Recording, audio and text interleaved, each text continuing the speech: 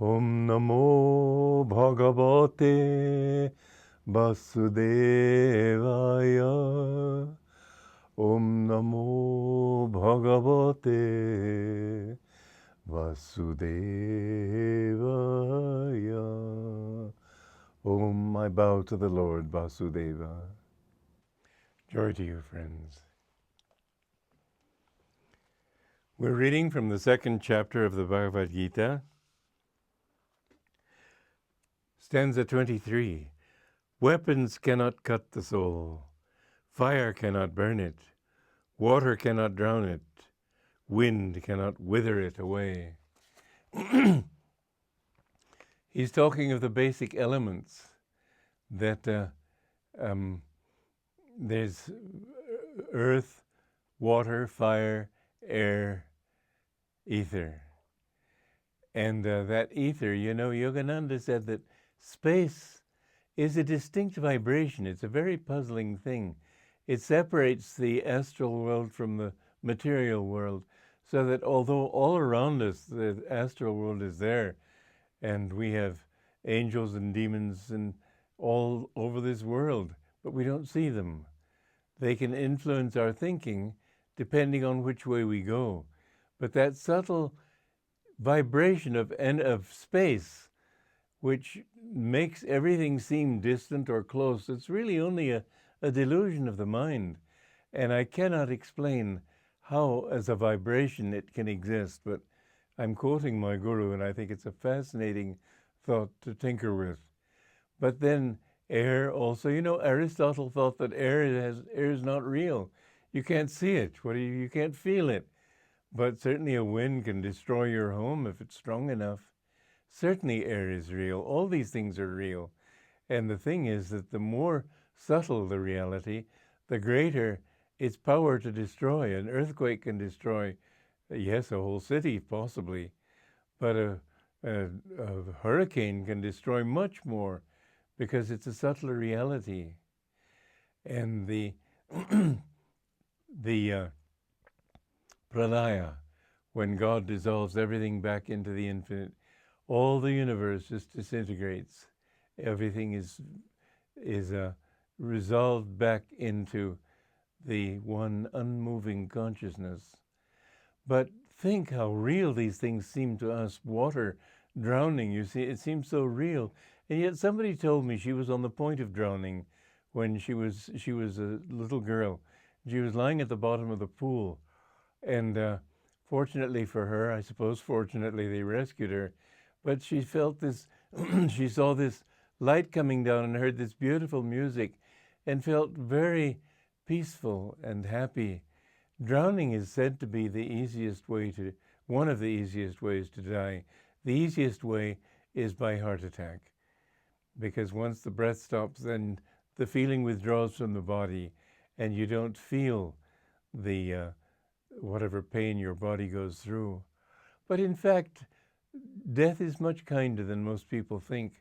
They see a mangled body after an accident, but the soul is taken out of that body before that great pain is experienced. The martyrs who had to be eaten by lions and so on in the circus of Rome, they didn't suffer pain. They experienced, I should say, joy. The fire that burned St. Joan of Arc, she didn't suffer under the fire because God takes those things away from you at death. Still, they seem so terrible from the outside, but you, your true self inside, can't be touched by any of them. And at the last moment when you leave your body, you will know many people have seen loved ones or their guru or had divine visions at death, and scientists will try to tell you, oh, it's just some sort of a aberration in the brain. Don't listen to those nincompoops. The experience that they talk about, they will only allow that experience if you can weigh it, measure it, move it, in something like that. If it doesn't have mass, weight, and motion, it can't be true. That's ridiculous. The more subtle the truth, the more true it is. And so our value system needs to be completely revised. if we were to understand how to move with a degree of sanity in this world. Understand that whatever attacks you can't attack your true self. I remember there was this big bully in Hackley School near Tarrytown in New York that I went there for 1 year at the age of 13. And I was, at that time, I weighed 107 pounds. This bully weighed 230. He was 15. And he somehow took an intense dislike to me. I remember he lived in the room right next to mine, and I remember waking up from my bed one time to see him looking around our window into my room with an air pistol. And I jumped behind a desk just in time for the bullet to hit the other side of the desk. He was sort of a vicious specimen.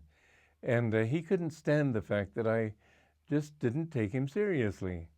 I treated him with dignity and left it at that.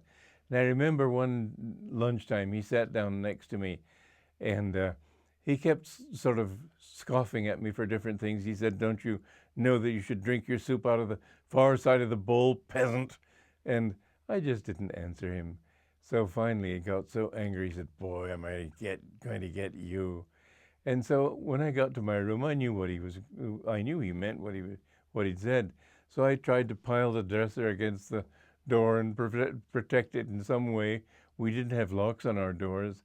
And he came to the door breathing and panting, and finally he was able to push the dresser aside. And then he charged into my room and just began to try to slaughter me.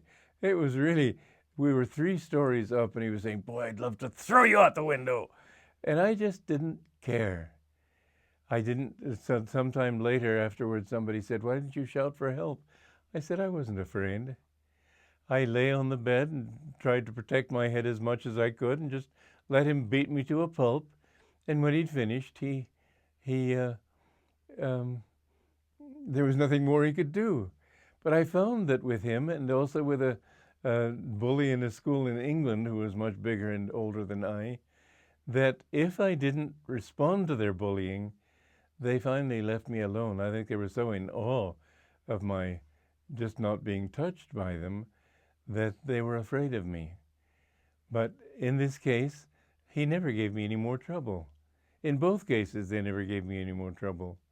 I always would stand up for myself if I had to, but I would never fight on my own. I would never attack anybody. To be non-attached, to be harmless, not to want to harm anybody, is very important. But remember that in the end, whatever happens to you yourself isn't really happening to you. It's just your body. I knew I'd get out of it in time, so I just didn't worry about it. And when people insult you, the same thing. Others will praise you, some will insult you. Don't get excited. Look at that story of King Henry V. Because the King of France, the son of the King of France, sent him some tennis balls. Therefore he invaded France with a large army. What a waste of energy. How ridiculous. Just tell yourself, I'm not this anyway. I am he, and nobody can touch my soul. Joy to you.